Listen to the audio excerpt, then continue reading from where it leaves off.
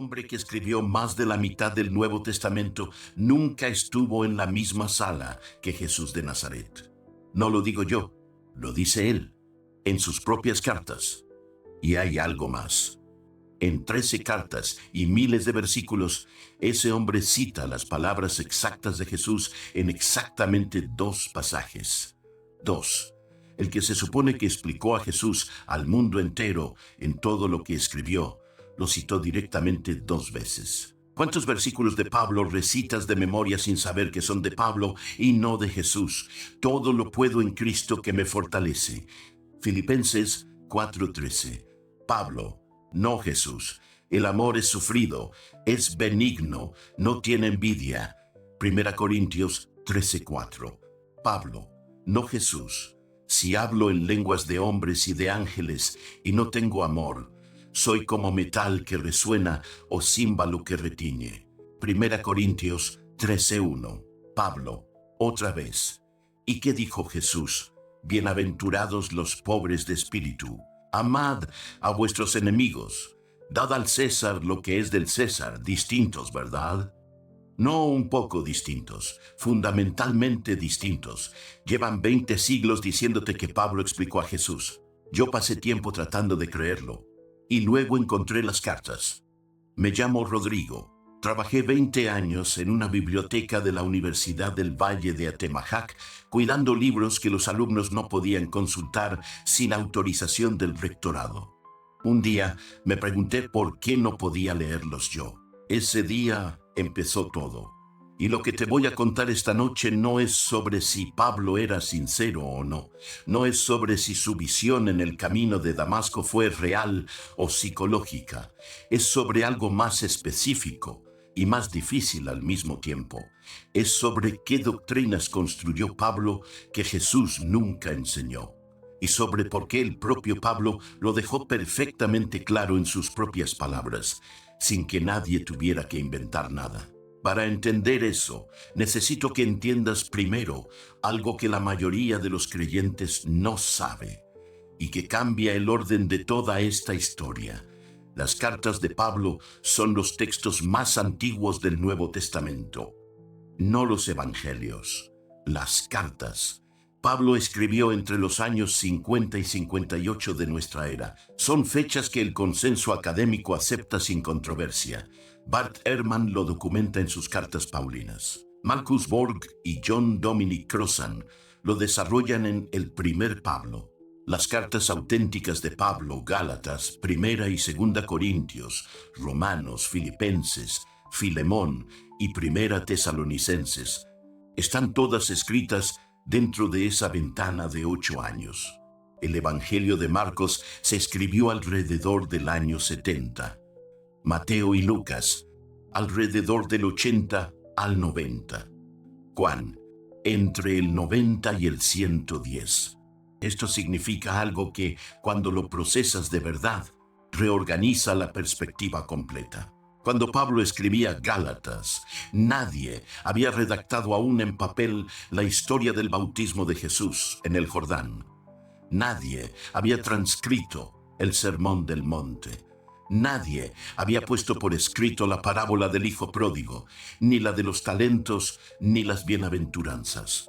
Pablo construyó una arquitectura teológica completa sobre Cristo antes de que existieran los planos del arquitecto original. Pablo no leía los evangelios e interpretaba. Pablo escribía antes de que los evangelios existieran como textos escritos. Cuando habla de la resurrección, del bautismo, de la expiación, Pablo no está comentando una historia que ya circulaba fijada en papel. Está construyendo y construye por su propio testimonio sobre algo que nadie le enseñó en persona. ¿Te imaginas lo que significa eso? Que el edificio doctrinal que llevas años habitando fue levantado antes de que existieran los planos, antes de que alguien pusiera por escrito lo que Jesús enseñó. Eso me lleva al texto que, cuando lo encontré una noche en la sección restringida, alguien había marcado con una línea roja, sin nota al margen, solo la línea debajo. Gálatas 1, versículos 11 y 12. Pablo escribe: el evangelio que yo predico no es de origen humano, porque yo no lo recibí ni aprendí de hombre alguno, sino por revelación de Jesucristo. Fíjate en lo que está diciendo. No está siendo modesto, no está haciendo retórica espiritual genérica, está declarando su fuente. Pablo dice explícitamente que su evangelio no vino de Pedro, ni de Santiago, ni de Juan, ni de ninguno de los 12 que caminaron con Jesús, que comieron con él, que oyeron sus palabras en tiempo real sobre el terreno de Galilea o de Judea. Su fuente es una visión, un encuentro en el camino de Damasco, un destello de luz, una voz. Y sobre ese encuentro, Pablo construyó la teología que hoy 2.000 millones de personas llaman el mensaje de Jesús. Lo digo como quien encontró algo que no buscaba y ya no puede desencontrarlo, porque Pablo no se detiene ahí. En los versículos siguientes, en el mismo capítulo de Gálatas, añade algo que complica aún más el cuadro. Dice que después de su revelación no consultó con nadie. No fue a Jerusalén a ver a los que habían conocido a Jesús en vida. Fue a Arabia. Volvió a Damasco. Solo 3 años después subió a ver a Pedro y estuvo con él 15 días. 15 días con el hombre que había vivido con Jesús. Luego se fue a Siria y Cilicia, y los creyentes de Judea que sí habían conocido a Jesús, dice Pablo, ni siquiera lo reconocían de vista. Pablo declara con una claridad que ningún lector honesto puede ignorar que su teología es autónoma. No la recibió en cadena desde Jesús, no la aprendió de ningún testigo presencial, vino por revelación directa. Y esa teología, esa construcción independiente, es lo que hoy se llama el catecismo. Si alguna vez sentiste que el catecismo era distinto a lo que leías en los evangelios, más técnico, más doctrinal, más sistemático, como si alguien hubiera tomado algo vivo y lo hubiera convertido en reglamento, no es que no lo hayas entendido bien. No es que te faltara fe o te faltara profundidad espiritual, es que estabas leyendo a 2 personas diferentes. 2 proyectos distintos que la institución presentó durante siglos como si fueran uno solo. Y nadie te lo aclaró. Ahora te doy el dato que más me cuesta procesar todavía. Y mira que yo vengo de familia que memorizaba a Pablo en el desayuno los domingos entre la misa y el caldo. En 13 cartas, Pablo cita las palabras exactas de Jesús en exactamente 2 pasajes. 2. El primero, 1 Corintios 7, versículos 10 y 11. La prohibición del divorcio. Pablo escribe: a los casados les ordeno, no yo, sino el Señor, que la mujer no se separe del marido. La segunda, 1 Corintios 11, versículos 23 al 25. Las palabras de la última cena. Esto es mi cuerpo que por ustedes es partido. Esta copa es el nuevo pacto en mi sangre. Eso es todo. En 13 cartas. En cientos de páginas de teología, argumento, corrección, cosmología, eclesiología, escatología. 2 citas de la voz real de Jesús. Bart Ehrman rastrea esto pasaje por pasaje en las cartas auténticas. El biblista James Ford llega al mismo recuento en su análisis comparativo. Si tu función es explicar a alguien, si tu trabajo es transmitir su mensaje al mundo entero, ¿cómo lo citas directamente 2 veces en todo lo que escribes? Pablo, en 13 cartas que cubren desde la ética sexual hasta la escatología y la cosmología, cita directamente las palabras de Jesús 2 veces. No porque no supiera sus palabras, no porque tuviera acceso limitado a su tradición, sino porque, como él mismo declara, su mensaje no proviene de esas palabras. Su mensaje vino de otra parte y construyó algo diferente. Para entender exactamente cuánto construyó Pablo que no viene de Jesús, déjame llevarte al ejercicio que hice yo 1 año antes de lo que te voy a contar más adelante. 2 columnas. Columna izquierda, lo que enseña el credo niceno. el texto que la Iglesia recita como síntesis del cristianismo, redactado en el Concilio de Nicea en 325 y ampliado en Constantinopla en 381. Columna derecha. Lo que Jesús enseña en los evangelios sinópticos, Marcos, Mateo, Lucas, los más cercanos al Jesús histórico según el consenso académico. El credo dice: fue crucificado, muerto y sepultado, resucitó al tercer día para remisión de los pecados. El marco teológico completo de la expiación. Cristo murió por nuestros pecados, según las Escrituras. 1 Corintios 15:3. Pablo. Los evangelios sinópticos. Jesús predice su muerte, pero el marco conceptual de murió para pagar por el pecado de la humanidad como transacción que cambia tu estatus ante Dios, ese marco es paulino. Jesús en Marcos, el evangelio más antiguo, no se describe a sí mismo como sacrificio expiatorio. Habla del reino de Dios. Habla de metanoia, de cambio radical de perspectiva. El credo dice: unigénito Hijo de Dios, nacido del Padre antes de todos los siglos, Dios de Dios, luz de luz, el Cristo preexistente y cósmico. Filipenses 2, versículos 6 al 11, el himno que Pablo cita en su carta, el cual, siendo en forma de Dios, no estimó el ser igual a Dios como cosa a que aferrarse. En los evangelios sinópticos, Jesús no enseña su propia preexistencia eterna. En Marcos, cuando lo llaman bueno, Jesús corrige: ¿por qué me llamas bueno? Solo Dios es bueno. Cuando Pedro lo proclama el Cristo, Jesús le ordena que no lo diga a nadie. El Cristo cósmico preexistente de Filipenses 2 no aparece en los labios del Jesús sinóptico. El credo dice: reconozco un solo bautismo para el perdón de los pecados. El bautismo como muerte y resurrección con Cristo. Romanos 6, 3 al 5. Pablo. Y la justificación por la fe sola, el principio que definió el protestantismo entero. Romanos 3, 28. El hombre es justificado por la fe sin las obras de la ley. Gálatas 2, 16. Pablo. Jesús en los evangelios no enseña ninguno de esos marcos como sistema.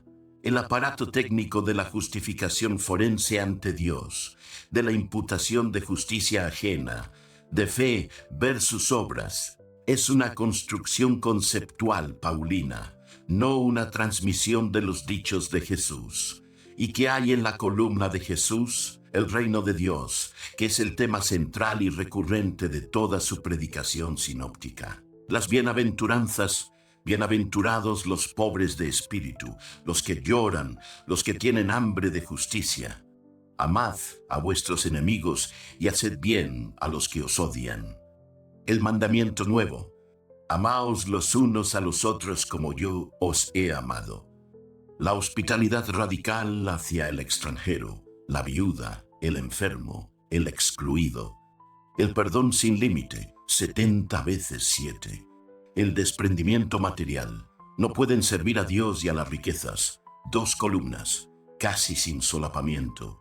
Albert Schweitzer documentó esta asimetría hace más de 100 años. Cualquier lectura honesta de los textos permite verificarla en una tarde. El catecismo que aprendiste es mayoritariamente Pablo. El Sermón del Monte es mayoritariamente Jesús. Son distintos. Fundamentalmente distintos. ¿Cuál de los dos es el catecismo que te enseñaron de niño? Piénsalo un momento antes de seguir. Piensa en lo que memorizaste en la primera comunión, en lo que el sacerdote desarrolla cada domingo desde el púlpito. ¿Es el reino de Dios y las bienaventuranzas? ¿O es la expiación, la gracia, la justificación, la Eucaristía como misterio de fe? Piensa en lo último que recitaste de memoria. Todo lo puedo en Cristo que me fortalece. El amor es sufrido, es benigno. Sin fe es imposible agradar a Dios. ¿Cuándo fue la última vez que recitaste las bienaventuranzas completas? Amad a vuestros enemigos, con todo lo que implica. No es casualidad lo que recuerdas, es la huella de lo que se enseñó. Y lo que se enseñó, en su mayor parte, fue Pablo. Y aquí viene una capa más, la que me tuvo varios días sin poder cerrar bien el argumento. Los académicos llevan décadas sabiendo algo que la mayoría de los creyentes ignora. No todas las cartas de Pablo son de Pablo. De las 13 cartas que el Nuevo Testamento atribuye a Pablo, el consenso académico actual reconoce 7 como auténticas. Romanos, Primera y Segunda Corintios, Gálatas, Filipenses, Filemón y Primera Tesalonicenses. Las otras 6, Efesios, Colosenses, Segunda Tesalonicenses y las 3 pastorales, Primera Timoteo, Segunda Timoteo y Tito, fueron escritas por discípulos posteriores que firmaron en nombre de Pablo para darles la autoridad del apóstol. Esto no es una teoría marginal. Es el consenso del campo, incluyendo universidades católicas. Las cartas seudónimas de Pablo son, precisamente, las que contienen algunos de los pasajes más conservadores y polémicos del Corpus Paulino.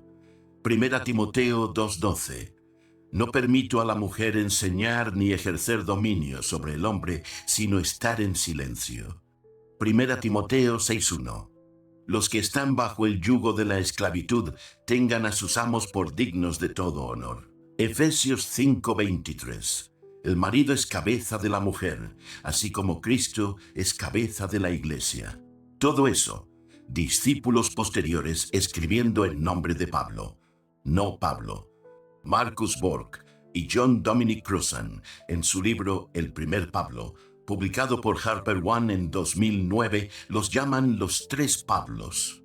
El Pablo radical de las cartas auténticas, igualitario, antiimperial, que en Gálatas 3 escribe que en Cristo no hay judío ni griego, no hay esclavo ni libre, no hay varón ni mujer. El Pablo conservador de las cartas en disputa, más dócil con el orden social existente, y el Pablo reaccionario de las pastorales, el que ordena silencio a las mujeres y obediencia a los esclavos.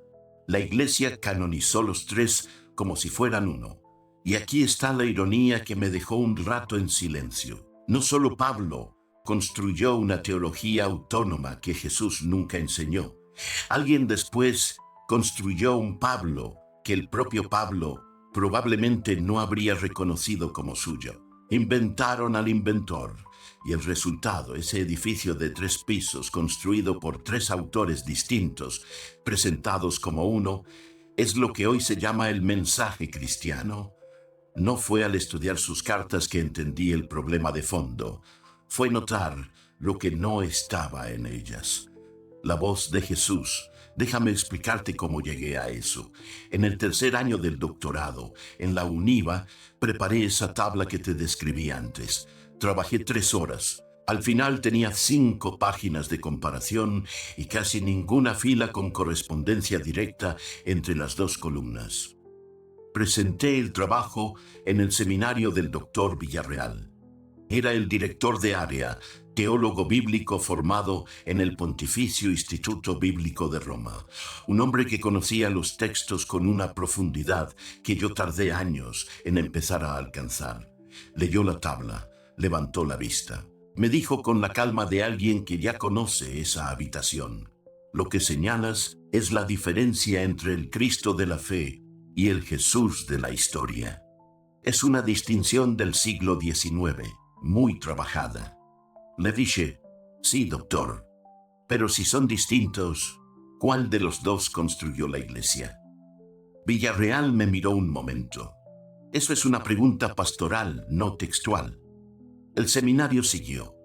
La tabla nunca fue presentada formalmente, la tengo todavía, y la pregunta que él no respondió me siguió mucho tiempo, hasta que encontré a alguien que sí se la había hecho 350 años antes y que la había formulado con una precisión que ningún seminario universitario me había dado.